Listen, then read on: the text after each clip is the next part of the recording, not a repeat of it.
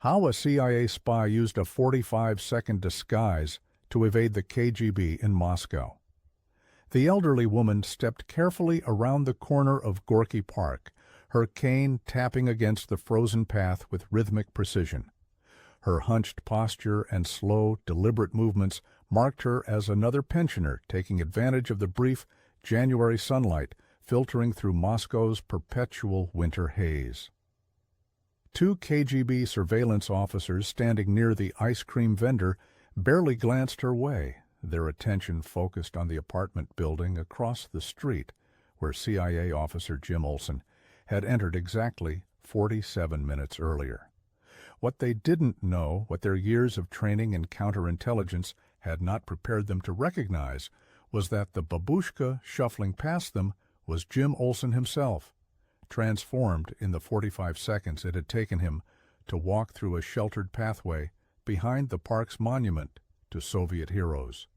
The mask adhering to his face was a marvel of CIA Technical Services engineering, custom molded from flexible polymer that moved with his expressions and matched the skin tone of elderly Russian women weathered by decades of harsh winters. The KGB officers lit cigarettes and stamped their feet against the cold, discussing whether their target would emerge from the front entrance or attempt to exit through the building's rear courtyard, never suspecting that he had already walked past them, disguised as the grandmother they had unconsciously dismissed as part of Moscow's human landscape. Jim Olson had arrived in Moscow in September 1975, assigned as a cultural affairs officer at the American Embassy, a diplomatic cover used by CIA officers to operate legally in hostile capitals.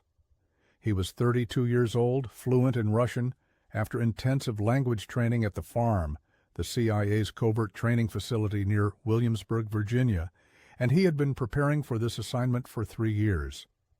Moscow Station was considered the most challenging CIA posting in the world, operating in the heart of Soviet intelligence apparatus, where the KGB maintained surveillance capabilities so comprehensive they could track American diplomats from the moment they left embassy grounds until they returned. The Soviets employed thousands of personnel in this effort, officers and agents watching airports, train stations, hotels, restaurants, theaters, and every location where Western diplomats might meet Soviet citizens. They installed listening devices in embassy apartments, followed cars with multiple surveillance teams working in coordinated rotations, and photographed everyone who entered or exited American diplomatic facilities. For CIA officers attempting to conduct intelligence operations, recruiting Soviet sources, servicing dead drops, or meeting agents, this surveillance environment created seemingly insurmountable challenges. The stakes in Moscow were existential, measured not in diplomatic advantages, but in the fundamental balance of Cold War power. Every Soviet scientist the CIA recruited provided insights into weapons development that could determine whether America maintained nuclear parity or fell behind. Every military officer who passed documents revealed Soviet strategic planning that shaped NATO defense postures across Europe. Every intelligence officer who defected brought knowledge of KGB operations targeting Western governments, potentially exposing moles buried within Allied services. But these sources existed in constant mortal danger, operating within a surveillance state where neighbors reported suspicious behavior, colleagues informed on coworkers, and the KGB arrested and executed Soviet citizens caught providing information to the West. CIA officers had to meet these agents, pass them communications equipment, retrieve the intelligence they risked their lives to obtain, all while being followed by surveillance teams trained to detect any deviation from normal diplomatic activity. A single mistake, one failed surveillance detection run, one meeting noticed by KGB watchers, could result in an agent's arrest, interrogation, and execution. Olson's first months in Moscow had been dedicated to understanding the surveillance environment, learning to recognize the patterns and rhythms of KGB watchers. He practiced what the agency called normal pattern of life, establishing routines that appeared consistent with his diplomatic cover visiting museums, attending concerts, shopping at markets frequented by Western diplomats, dining at restaurants approved for foreigners. The KGB recorded all these activities, building profiles that established baseline behavior against which any deviation would be measured. During this period, Olson was not conducting operational activity, merely living his cover while studying how surveillance teams functioned. He learned to identify the subtle signals KGB officers used to communicate with each other, the hand gestures indicating a target was moving, the chalk marks on walls signaling shifts between surveillance teams, the seemingly random passers-by who appeared too frequently in different locations to be coincidental. He memorized the faces of officers assigned to American embassy surveillance, recognizing them in the crowds at grocery stores and metro stations. He understood that the KGB's strength lay not in sophisticated technology, but in massive human resources deployed with industrial efficiency. The operational challenge that brought Olson to that frozen January morning had begun 3 months earlier when Moscow Station received communication from Langley about a Soviet agent codenamed Trigon. The agent was a senior official in the Soviet Foreign Ministry with access to classified diplomatic cables and internal Politburo assessments. He had been recruited 2 years earlier during an overseas assignment and had provided intelligence so valuable that CIA leadership considered him among the agency's most important Soviet sources. Trigon had returned to Moscow 6 months ago, and communication had been limited to impersonal techniques, dead drops, serviced by Moscow station officers under heavy surveillance. The agent had signaled that he possessed critical intelligence requiring personal meeting, documents too sensitive to leave at a dead drop site, and information that needed to be discussed face-to-face to ensure proper context and interpretation. The request created enormous operational difficulty because personal meetings represented the highest risk in the surveillance environment, requiring the case officer to physically appear at a location where the agent waited, conduct a conversation without being observed, and depart without leading surveillance to the agent. Moscow station chief had approved the meeting after extensive planning sessions where every contingency was analyzed. The location chosen was a park bench near Gorky Park, selected because the surrounding pathways offered multiple approach and escape routes. The timing was set for mid-afternoon on a weekday, when foot traffic would provide cover but wouldn't be so dense that movement became restricted. Olson would serve as the meeting officer, supported by other station personnel who would run interference operations designed to occupy known surveillance teams with false leads and operational decoys. The meeting was scheduled for January 18th at 3:15 p.m., confirmed through a signal site where Trigon would mark a lamppost near his apartment to indicate he could safely meet. On January 15th, during his regular walk past the signal site, Olson observed the chalk mark, a simple horizontal line at knee height that meant the operation was active and the agent ready.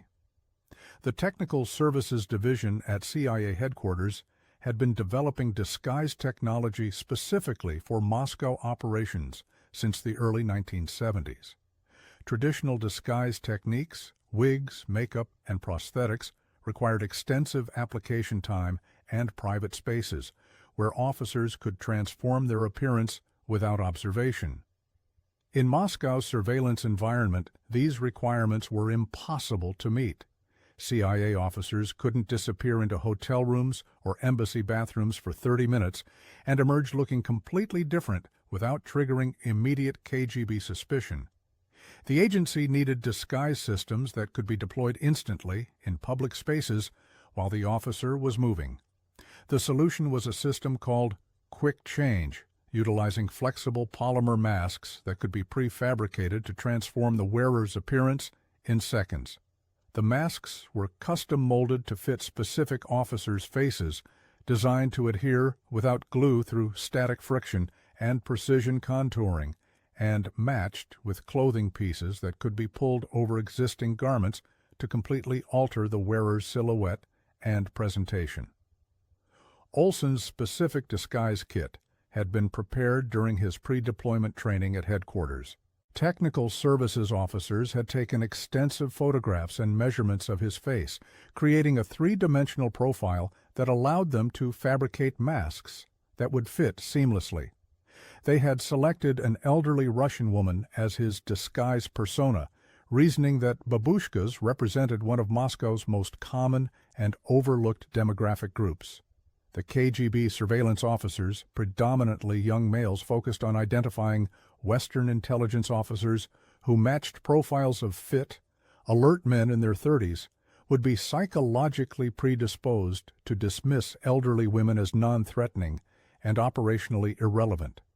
The mask itself was a marvel of miniature engineering, constructed from medical-grade silicone polymer, molded to add age-appropriate wrinkles, sagging skin around the jowls and neck, and subtle asymmetries that made the face appear naturally weathered rather than artificially constructed. It weighed less than 3 ounces and could be compressed into a package the size of a paperback book. The clothing components were equally sophisticated, designed to be deployed over Olson's normal attire without requiring him to undress. A heavy wool coat 2 sizes larger than his actual frame concealed his build while creating the shapeless silhouette characteristic of elderly women wearing layers against Moscow's cold. A headscarf covered his hair and framed the mask's edges, eliminating the visible seam where polymer met skin. Thick-soled orthopedic shoes added 2 inches to his height, while forcing an altered gait that reinforced the elderly woman persona. Thick stockings and a long skirt completed the transformation, all pieces constructed with Velcro fasteners and elastic bands that allowed them to be pulled on over his existing clothes in seconds. The cane served dual purposes, providing a prop that reinforced the disguise, while also functioning as a support that forced him to move with the careful deliberation of someone whose balance and strength had diminished with age. Olson had practiced the transformation sequence dozens of times in the secure facility beneath the embassy where CIA officers trained away from Soviet listening devices. The key was muscle memory, executing each step in precise order without hesitation or conscious thought. Mask first, pulling it from the concealed pouch in his jacket and pressing it firmly against his face, starting at the forehead and smoothing backward to eliminate air pockets that would create visible distortions. Headscarf second, wrapping it in the traditional style that elderly Russian women had worn for generations, knotting it under the chin to secure the mask's edges. Coat third, extracting it from the shopping bag he carried and pulling it on while still walking, the oversized garment swallowing his frame. Skirt fourth, stepping into it and pulling it up over his trousers, the elastic waistband settling at his natural waist. Shoes fifth, slipping his feet into them without. Breaking stride, the shoes designed large enough to fit over his regular footwear. Final step, cane deployment, extracting it from the collapsed position in his shopping bag and extending it with a twist lock mechanism. 45 seconds from beginning to end, the transformation executed while walking through spaces selected for limited sightlines and temporary concealment from surveillance observers. The operational plan for January 18th required Olson to leave the embassy compound through the main gate, establishing his departure on KGB logs that tracked all American personnel movements. He would walk to a nearby apartment building where a CIA support asset maintained a residence, entering through the front entrance under full surveillance observation. The KGB teams would position themselves at the building's exits, standard procedure for containing a target inside a fixed location. But the apartment building had been specifically selected because it backed onto a service alley that connected to Gorky Park's northeastern edge, a pathway that wasn't visible from the street positions where surveillance teams typically stationed themselves. Olson would enter the apartment, spend exactly enough time to make the visit appear legitimate, then exit through the building's rear service door, emerging into the alley with seconds of freedom before surveillance teams realized he had departed through an unexpected route. Those seconds would provide the window he needed to execute the disguise transformation behind a large monument that temporarily blocked sightlines from the street. The morning of January 18th arrived with temperatures at -8 degrees Celsius and overcast skies that promised snow before evening. Olson dressed in his usual diplomatic attire, dark suit, wool overcoat, leather gloves, and carried a shopping bag containing items that appeared consistent with errands running at the nearby market. Hidden inside the bag's false bottom were the disguise components, compressed and arranged in the precise order he would need them. He carried the shopping bag in his left hand, leaving his right free for the cane that waited inside.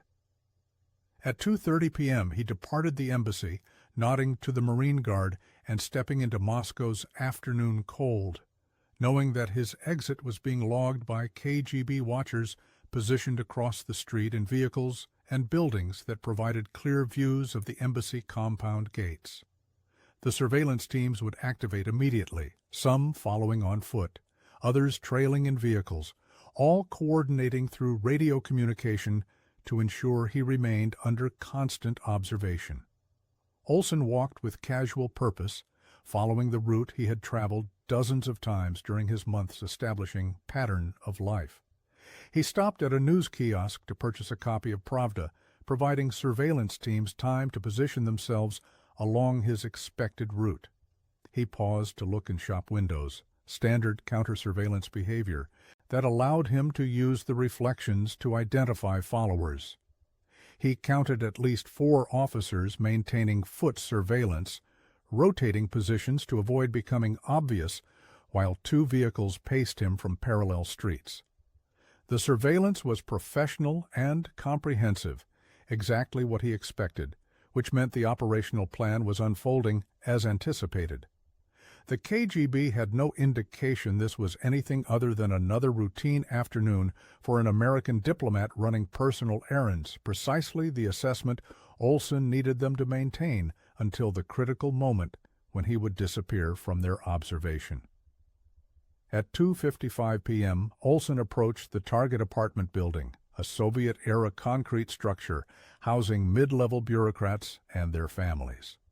He entered through the main lobby, signing the visitor log with the name of the CIA support asset he was supposedly visiting, a procedure required of all foreigners entering residential buildings. The KGB surveillance teams outside immediately established containment positions, officers posted at the building's front entrance and at the corner where they could observe the adjacent street. Standard procedure dictated they would wait for Olson to emerge, radioing ahead to alert teams along his likely return route to the embassy.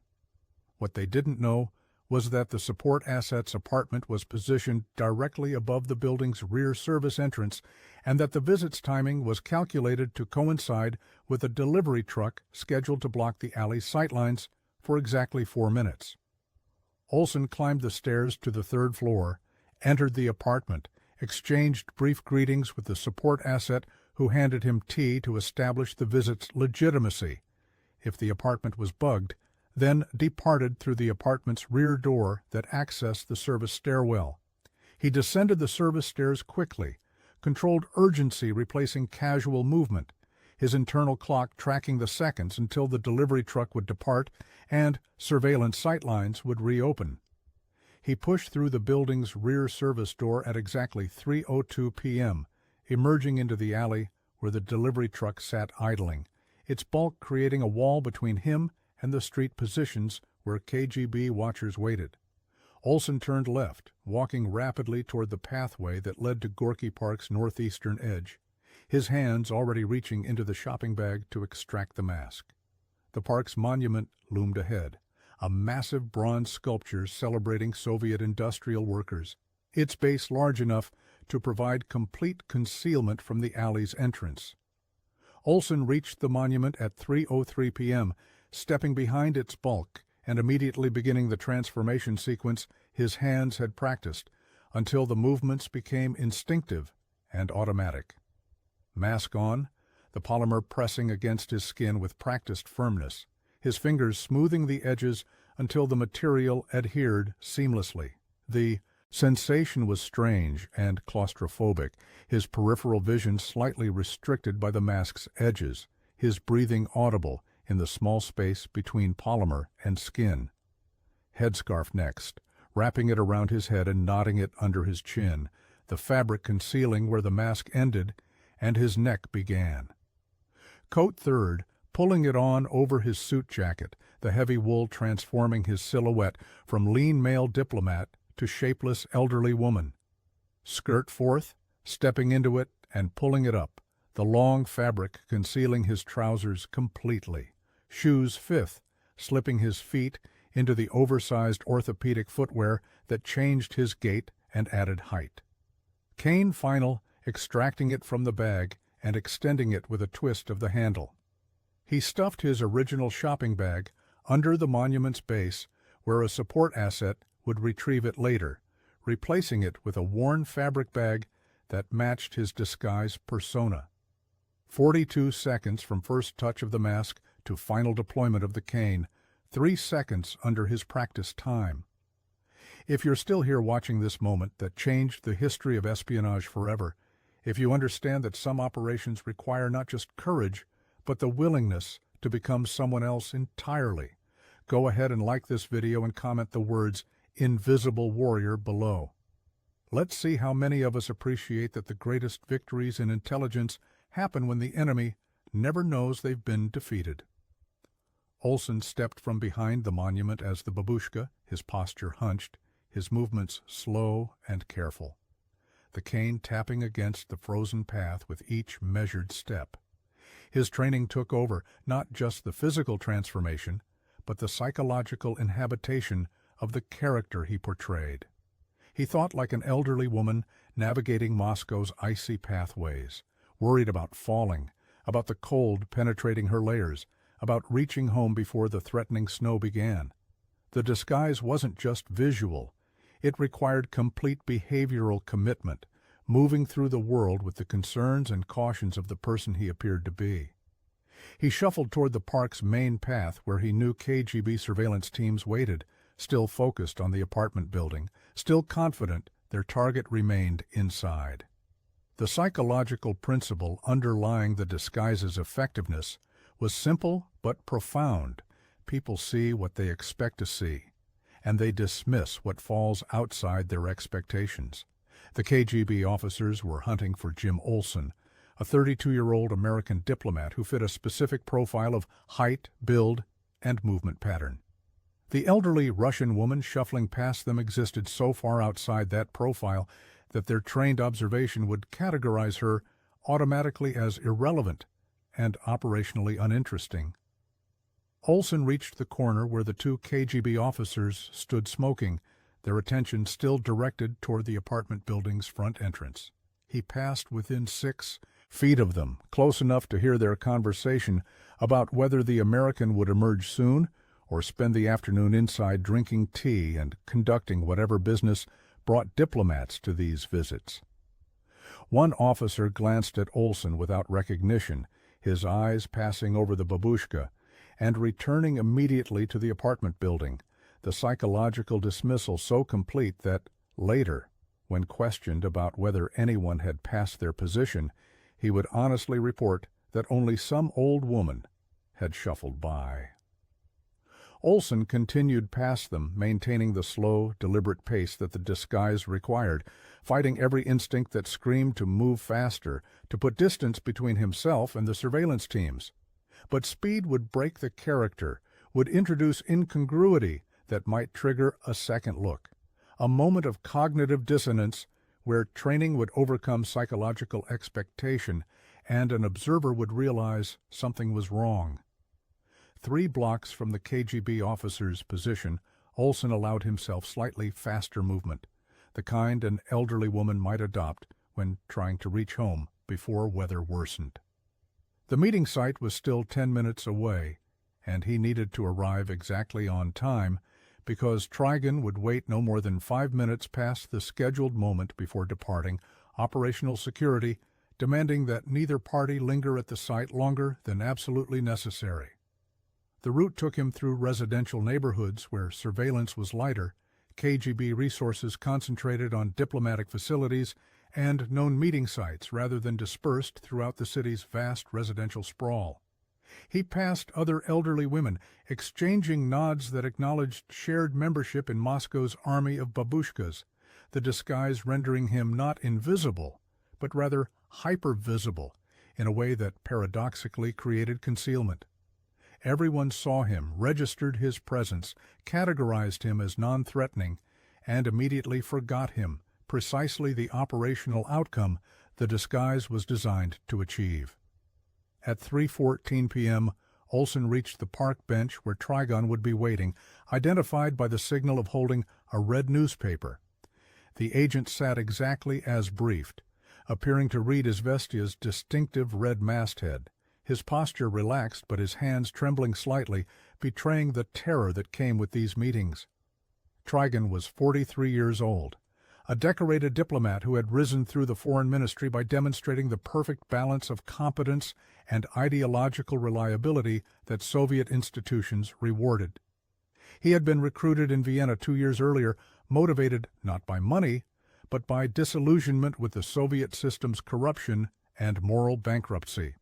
He had watched Politburo members enriching themselves while ordinary citizens struggled with shortages and oppression, had read classified documents revealing the gap between Soviet propaganda and economic reality, had participated in diplomatic negotiations where Soviet representatives lied systematically about their government's intentions. His decision to work with the CIA emerged from conviction that the Soviet system was fundamentally broken and that Western intelligence services needed accurate information to prevent miscalculations that could lead to nuclear war.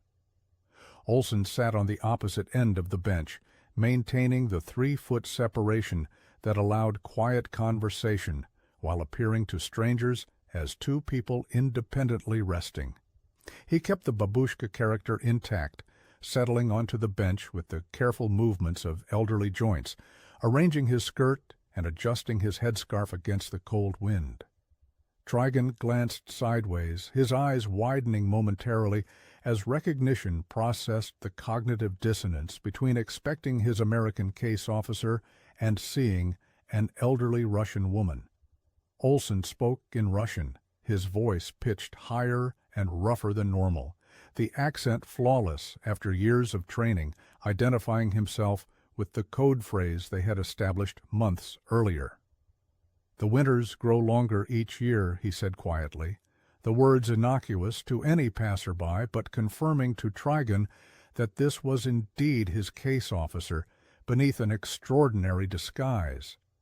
The agent's visible relief was immediately replaced by renewed tension, as he understood that if the CIA had resorted to such extreme measures, the operational environment must be even more dangerous than he had feared. Trigon reached into his coat and extracted an envelope, placing it on the bench between them with trembling hands.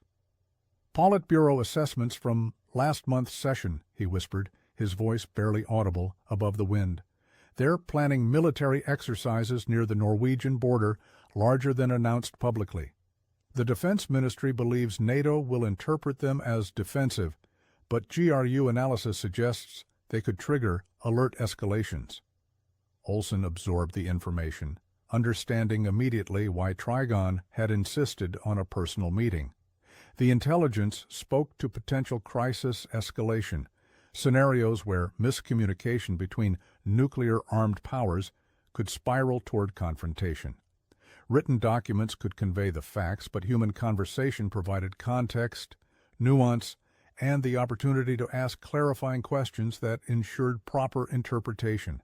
He asked about timing, scale, and command structure, while his hands, concealed beneath the folds of his coat, extracted a small package containing a communications device and instructions for the next contact protocol. The conversation lasted 4 minutes, both men speaking in low tones while maintaining the outward appearance of strangers resting on a shared bench. Olson asked questions that clarified ambiguities in the intelligence, ensuring he could report accurately to Moscow Station chief and Washington analysts who would assess implications for NATO defense planning. Trigon described growing paranoia within the Politburo, concerns about Western intelligence penetrations that had resulted in increased counterintelligence activity, and security reviews targeting officials with foreign access. The agent admitted he believed his communications were being monitored more closely, that he suspected colleagues had been tasked with observing his behavior for suspicious patterns, that he lived in constant fear. The knock on his door would come at night, and the interrogation would begin.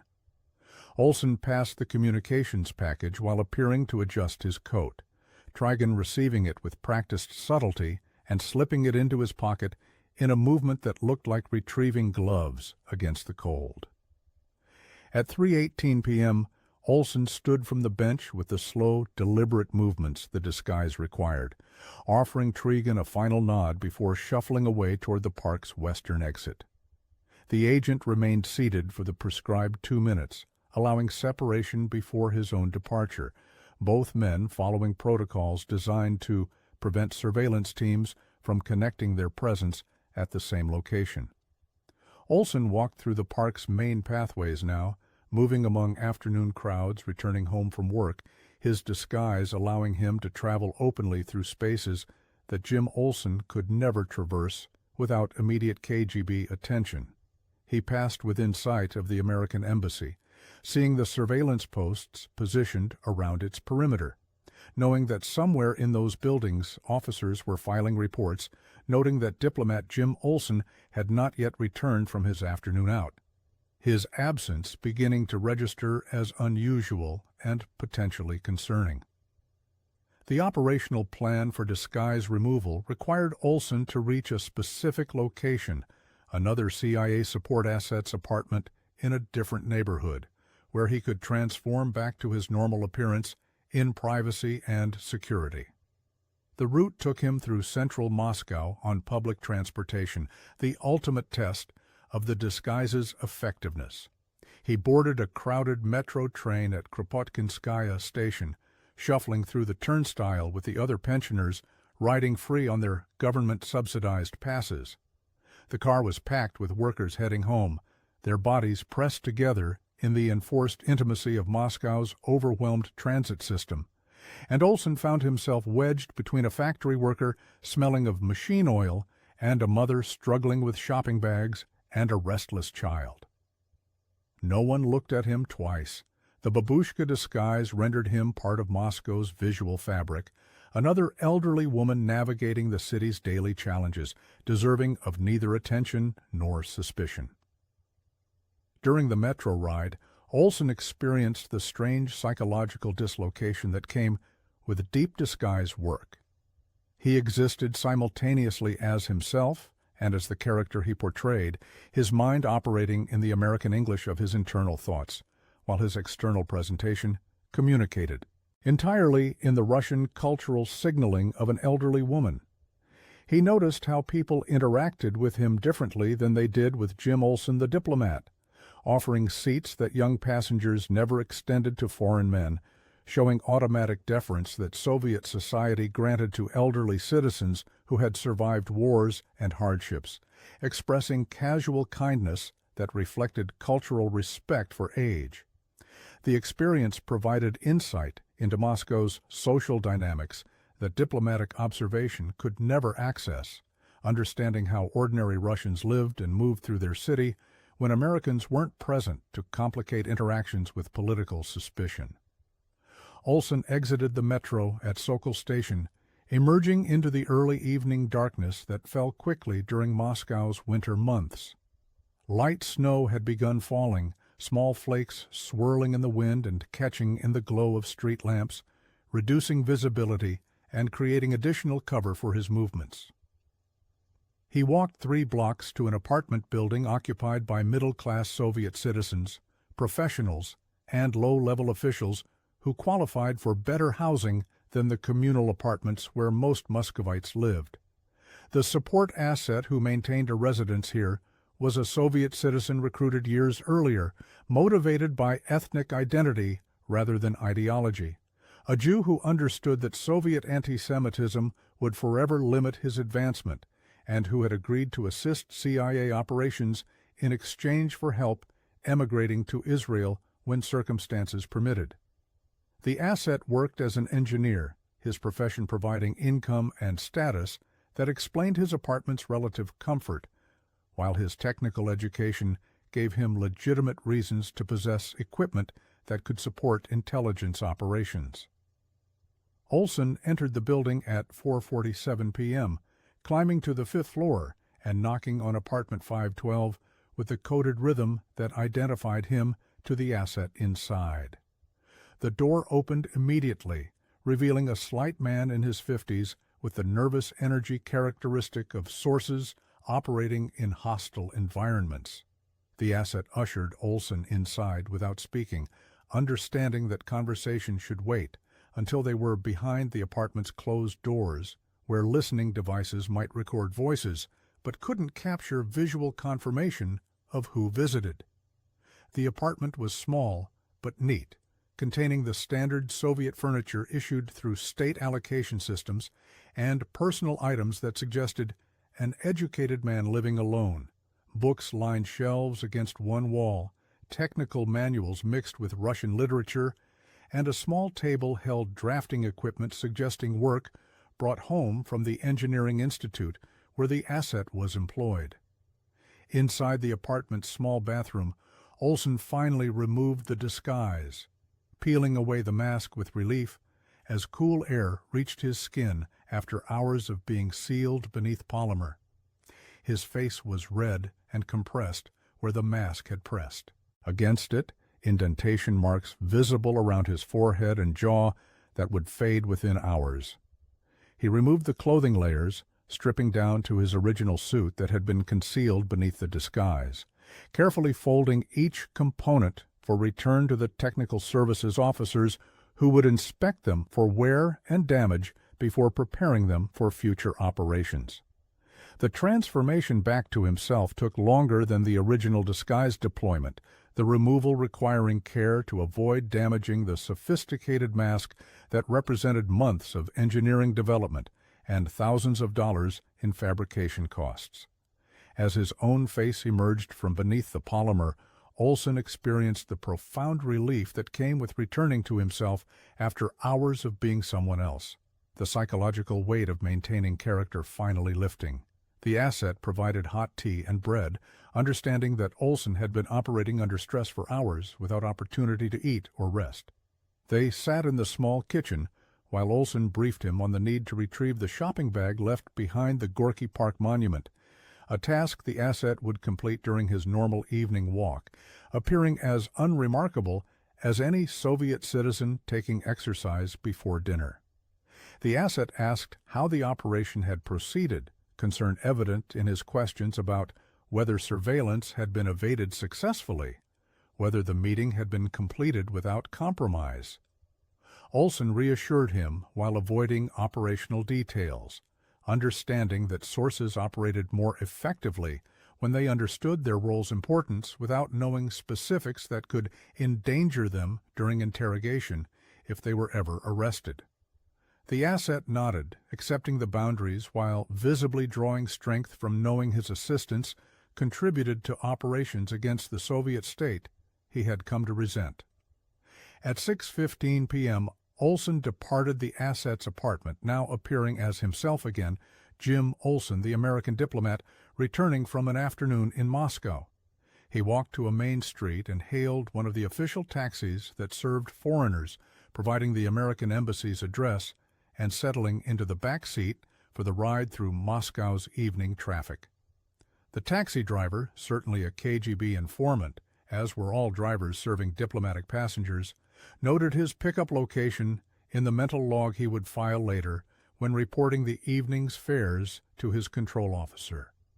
But the location was sufficiently distant from the meeting site and disguised transformation points that no connection would be evident, appearing instead as an American diplomat who had traveled across Moscow for reasons that might involve shopping, cultural visits, or meeting contacts the KGB would investigate separately.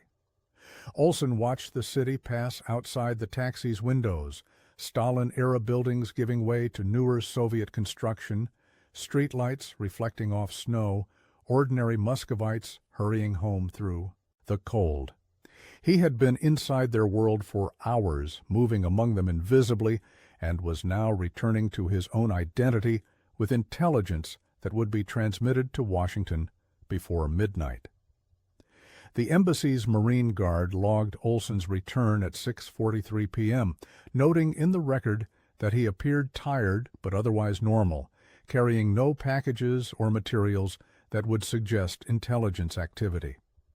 Olson proceeded to his office, a secure space within the embassy compound that was regularly swept for listening devices and where he could draft his contact report without fear of Soviet interception. Moscow station chief was waiting, having monitored the operation's timeline and grown concerned when Olson's absence had extended beyond the planned duration. The chief's relief was visible when Olson entered, alive and apparently successful, bringing intelligence that would justify the operation's enormous risks. They spoke in the conference room where acoustic countermeasures provided additional security, Olson describing the disguised deployment, the surveillance evasion, the meeting with Trigon, and the intelligence received about Soviet military exercises near Norway. The station chief listened with the intense focus that characterized senior intelligence officers evaluating operations in hostile environments. He asked detailed questions about the surveillance picture, whether Olson had observed any indication that KGB teams had detected the disguise transformation, whether the meeting site had shown evidence of counter-surveillance observation. Olson reported that he had seen nothing suggesting compromise, no surveillance teams converging on the park, no unusual patterns in pedestrian or vehicle traffic near the meeting site, no KGB officers showing heightened alertness that would indicate they had observed something requiring investigation. The chief nodded, satisfied but understanding that definitive confirmation of success would require days of observation to determine whether the KGB arrested Trigon or increased surveillance on the Americans, indicators that would reveal whether the operation had been compromised despite precautions. The intelligence itself was immediately valuable. Military exercises near NATO borders represented potential crisis triggers that Washington needed to assess and brief to Allied governments.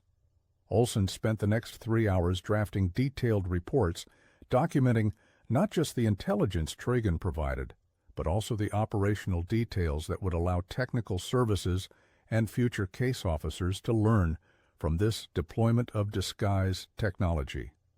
He described the transformation sequence timing, the disguise component's performance under actual operational conditions, the psychological dynamics of maintaining character while under stress, and his assessment of the KGB surveillance team's complete failure to penetrate the deception. The reports would be encrypted and transmitted through secure communication systems to CIA headquarters at Langley, where analysts would assess the intelligence's implications while operational specialists studied the disguise deployment for lessons applicable to other denied areas where CIA officers operated under intensive surveillance. The technical services officers who had fabricated the mask would be particularly interested in performance details, information they would incorporate into next-generation disguise systems being developed for operations in Moscow and other hostile capitals. At midnight, Olson finally returned to his apartment within the embassy compound, exhausted by the operational stress and psychological intensity of maintaining disguise for hours. He poured a glass of vodka, the Russian liquor that Americans in Moscow adopted both for cultural authenticity and because it was reliably free of contaminants, and sat by his window looking out over the Moscow skyline. The city stretched to the horizon, millions of people sleeping in apartments where listening devices recorded conversations and surveillance networks tracked movements, an entire society living under the oppressive weight of totalitarian control. Somewhere in that vast urban landscape, Trigon was also awake, probably unable to sleep after the tension of the meeting, wondering whether he had been observed, whether the envelope he passed had been noticed, whether tomorrow would bring the knock on the door that ended everything.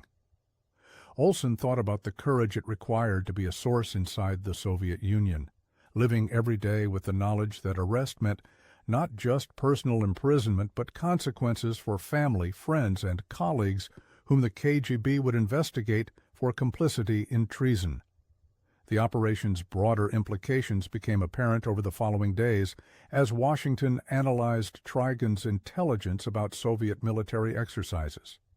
NATO military planners were briefed about exercise timing and scale, allowing them to position reconnaissance assets and prepare appropriate responses that would demonstrate alliance readiness without escalating into confrontation. Diplomatic channels were used to communicate to Soviet counterparts that NATO understood the exercise's scope and expected transparency about their purpose, subtle signaling designed to prevent miscalculation. The intelligence Trigon provided, transmitted at enormous personal risk and received through an operation that pushed disguised technology to operational limits, contributed to the delicate balance of deterrence and dialogue that prevented the Cold War from becoming hot. This was the invisible architecture of intelligence work, operations that never generated headlines but created informational advantages that shaped policy decisions affecting millions of lives. For Jim Olson, the disguise operation became a defining moment in a career that would span decades and eventually lead to senior leadership positions within the CIA. He would later write about the experience in his memoirs, describing the psychological dynamics of disguise work and the technical innovations that allowed CIA officers to operate in Moscow despite KGB surveillance. The babushka disguise became legendary within the agency, taught at the farm as an example of operational creativity and technical excellence, inspiring future generations of case officers who studied how Olson had combined sophisticated tradecraft with psychological insight to evade what was considered the world's most comprehensive surveillance apparatus. The operation validated the substantial resources the agency invested in disguise technology, proving that properly engineered systems could create operational windows in environments previously considered too denied for personal meetings. Trigon continued reporting for another 18 months, providing intelligence about Soviet foreign policy and military planning until his arrest in November 1977. The KGB had never detected his meeting with Olson in Gorky Park, the disguise operation remaining secure despite intensive Soviet counterintelligence investigations. His eventual compromise came through different channels, communications intercepts, and behavioral analysis that identified anomalies in his travel patterns and financial transactions. When the KGB arrested him, they offered the standard choice given to Soviet intelligence officers caught spying, a public trial followed by execution or suicide that would be reported as natural death and spare his family the stigma of a traitor relative. Trigon chose the latter, dying in KGB custody under circumstances that allowed his family to maintain their positions and avoid the consequences that typically fell on traitors' relatives. The CIA learned of his death through intelligence channels, and Olson received the news with the profound sadness that case officers experience when sources they recruited and handled pay the ultimate price for their courage. The disguise technology pioneered for the Moscow operations continued evolving, each generation becoming more sophisticated as agency engineers incorporated lessons from operational deployments. Modern masks use materials that match skin tone exactly, move naturally with facial expressions, and include features like synthetic hair and age-appropriate skin textures that make them virtually undetectable under normal observation conditions. The transformation time has been reduced from 45 seconds to under 30 seconds for the most practiced officers, and clothing systems now include biometric padding that alters not just silhouette, but also apparent body mass and posture. These advances build directly on the foundation established by Olson's operation the proof of concept that demonstrated disguise could defeat even the most intensive surveillance when properly engineered and executed. The broader lesson that emerged from that winter afternoon in Moscow transcended the specific technical achievement of disguise deployment.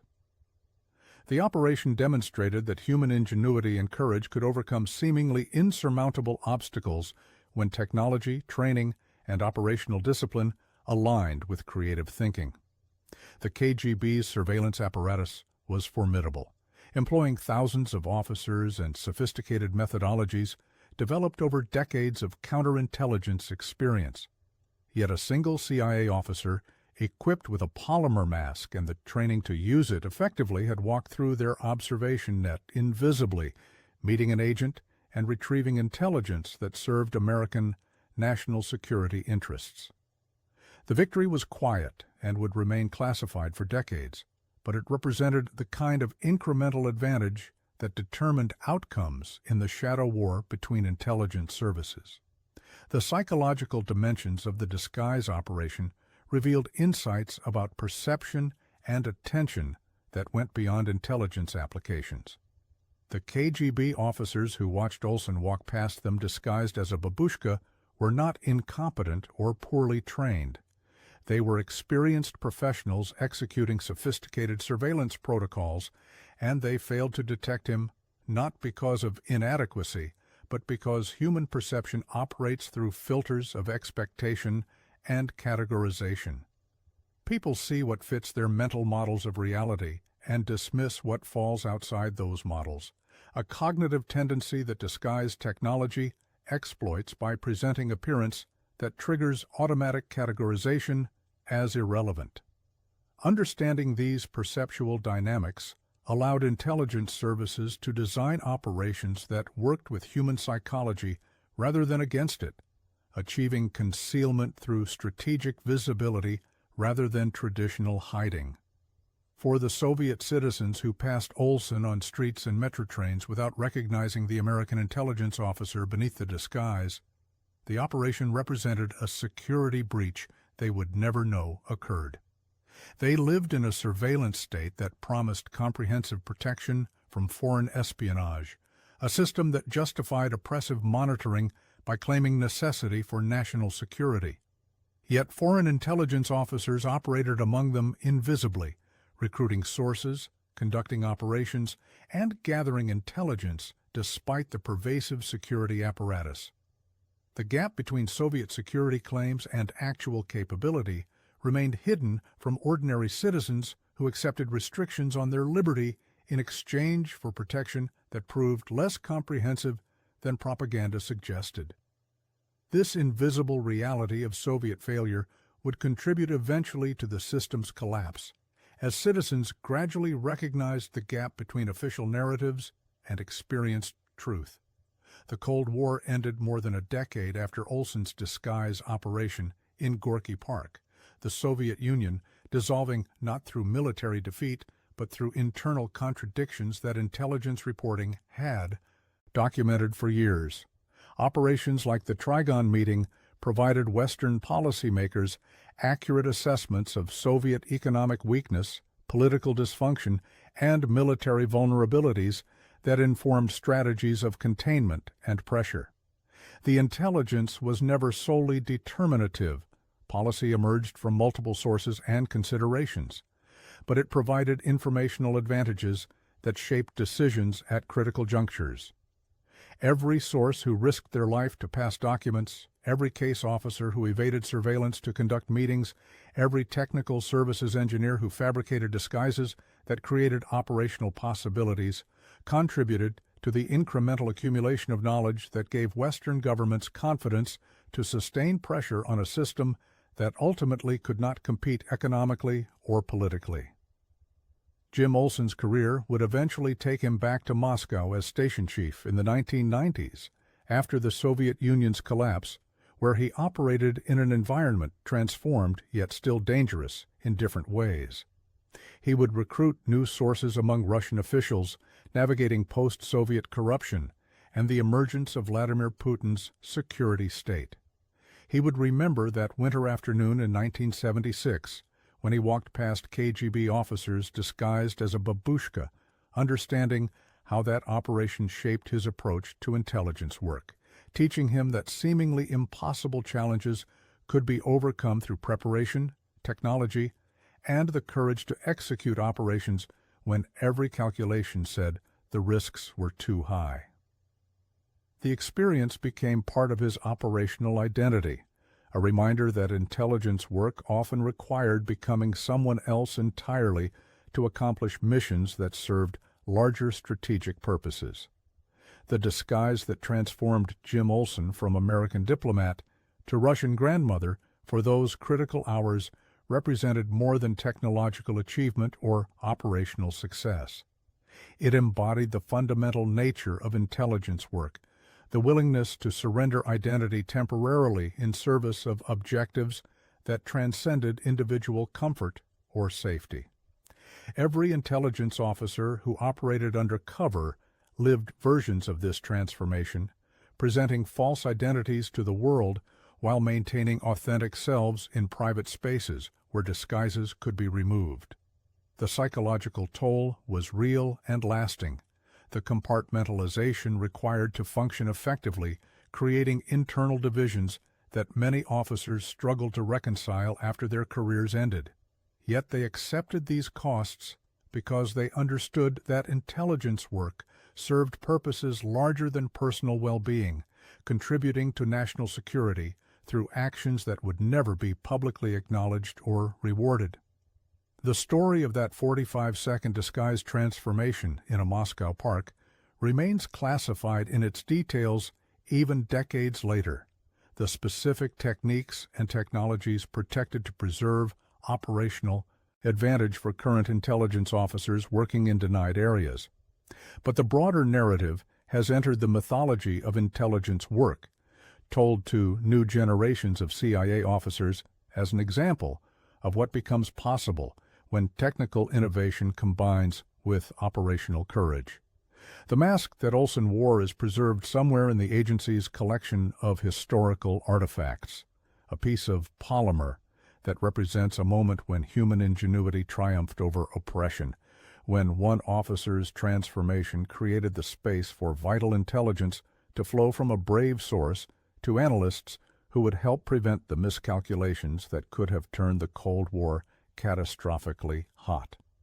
That mask, inert and aging in its protective storage, once contained the power to make the invisible visible and the visible invisible, which is perhaps the perfect metaphor for intelligence work itself.